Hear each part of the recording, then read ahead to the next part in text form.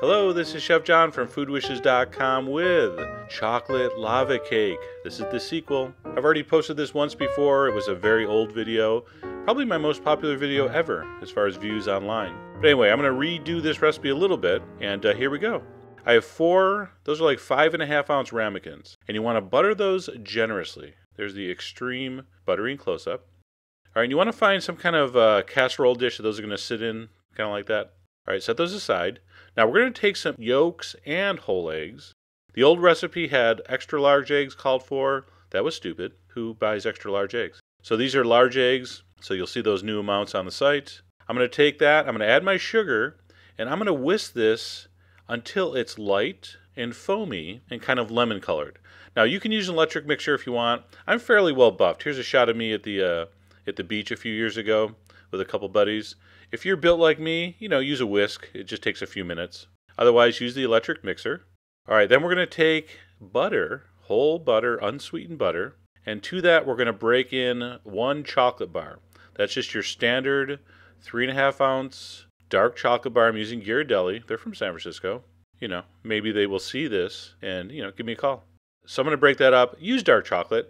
I know I'm going to get comments. I got comments on the last one. Can I use milk chocolate? Can I use white chocolate? No. No, you can't.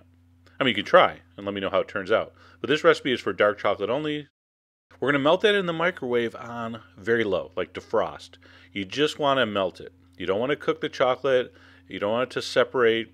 You're just going to make it warm in the microwave until you can stir it and it looks like that. And then we're going to dump that chocolate mixture into our egg and sugar mixture and watch what happens here. This is one of my favorite shots of all time. The sun came out from behind a cloud. And look at this, when I mix this, the color of that. Unbelievable. That should win some kind of award at, I don't know, Cannes? Do they have a chocolate category? All right, we're going to add our cocoa powder. And I'm going to use a sifter here. I'm not big on sifting, but here you want it. You don't want any chunks. I'm going to sift in my flour. And that is pretty close to being done. We're going to add just a tiny pinch of salt, like 14 grains of salt. Just literally a pinch. We're going to add a few drops of vanilla. All right, we're going to mix that up well, and that is your lava cake batter. Now here's a trick. I'm going to put this in a plastic bag because it's really hard to get these in the ramekins without messing up the sides. So if you cut the tip off, you just squeeze it in. It works great. Just a really nice, clean way to do it. And, oh, son of a... Oh, see that? God, that makes me mad. All right, so I clean that up. You're going to tap it down so there's no air bubbles. We're going to wrap that and we're going to refrigerate that for 30 minutes. I know, it's cruel to make you wait. After 30 minutes, you're going to take them out of the fridge. I'm going to pour hot water just from the tap. Just let it run. Doesn't have to be boiling. Hot water halfway up the ramekins. Preheat our oven to 425.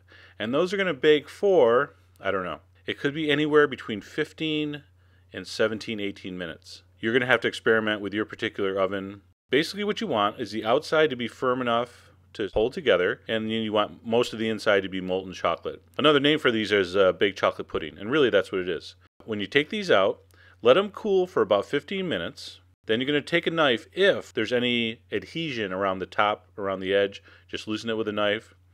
Invert it onto a plate, give it a couple taps, and that is magnificent. I give it a nice dusting of powdered sugar, which, because it's still warm, is going to kind of melt.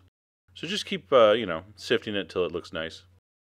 And here is what I believe they call the money shot. Look at that. Unbelievable. Molten center, like a nice warm chocolate pudding. The outside kind of like a really ultra moist chocolate cake. I serve this with some coffee ice cream. Magnificent pairing. And that is chocolate lava cake, the sequel. So anyway, I've redone the recipe, made the ingredients a little simpler. There's no extra large eggs anymore. If you don't make this for Valentine's Day, there's something wrong with you. Chocolate lava cake, one of the world's ultimate chocolate desserts. And like I said, do a couple experiments. All right, that's your homework. Get your perfect cooking time down. Even if it was raw, it'd still be good. And if you overcooked it, you'd have chocolate cake. So, relax. Anyway, give that a try. Go to the site. All the ingredients are there. And as always, enjoy.